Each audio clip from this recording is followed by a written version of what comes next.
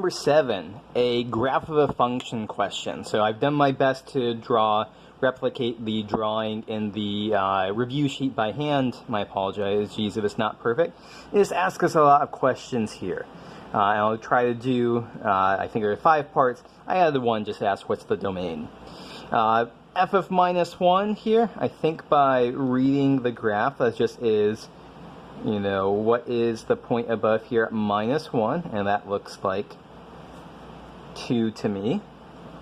What are the x such that f of x is equal to 0? Where does our graph or function cross the x-axis? Looks like it crosses it twice. Once here at 1, and once here at 1, 2, 3, 4, 5, 6, 7.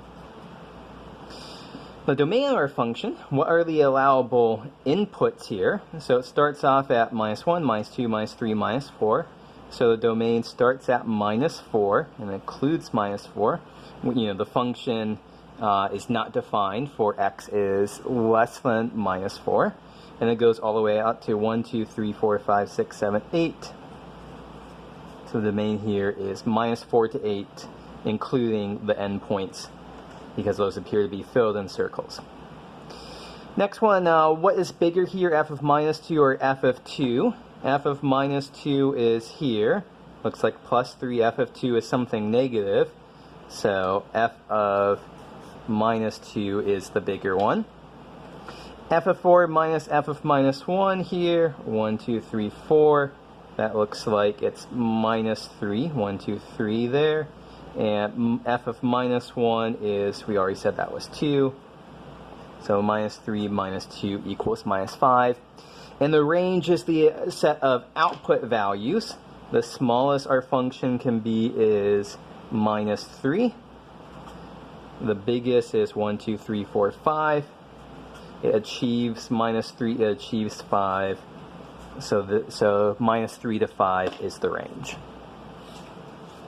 Okay. Problem 8 is a factoring problem, and so what we have here, this first one, 6x squared minus 19x is equal to minus 10. If I rearrange this, 6x squared minus 19x plus 10 is equal to 0.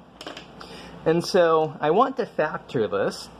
I could use the quadratic formula to solve this and come up with factoring, but I can actually solve this without using the quadratic formula.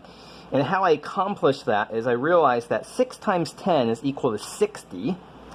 And so 6 times 10 is equal to 60. Are there factors of 60, two numbers that multiply together to 60, that add up to negative 19? And a little bit of thought, you can try, 1 times 60, 2 times 30, 3 times 20, 4 times 15. That does the trick. So minus 4 and minus 15, I have to stop on minus signs here. Those are two numbers that add up to negative 19 and multiply together to give you 60. So this suggests that I should break this up. 6x squared, I'm going to rewrite minus 19x as minus 4x minus 15x. I could put it in the other order if I wanted to. Plus 10 is equal to 0. And I'm going to group these terms together and these two terms together. So what's the common factor here? It looks like 2x times 3x minus 2. And the common factor here, I'm going to say minus 5 times, again, 3x minus 2. And so this whole thing factors as 3x minus 2 times 2x minus 5. So all of that is equal to 0. Okay, so now it's pretty easy. We just have to set these two terms separately equal to 0. So if 3x minus 2 equals 0, x is equal to 2/3, and 2x minus 5 is equal to 0. That would be x is equal to 5/2.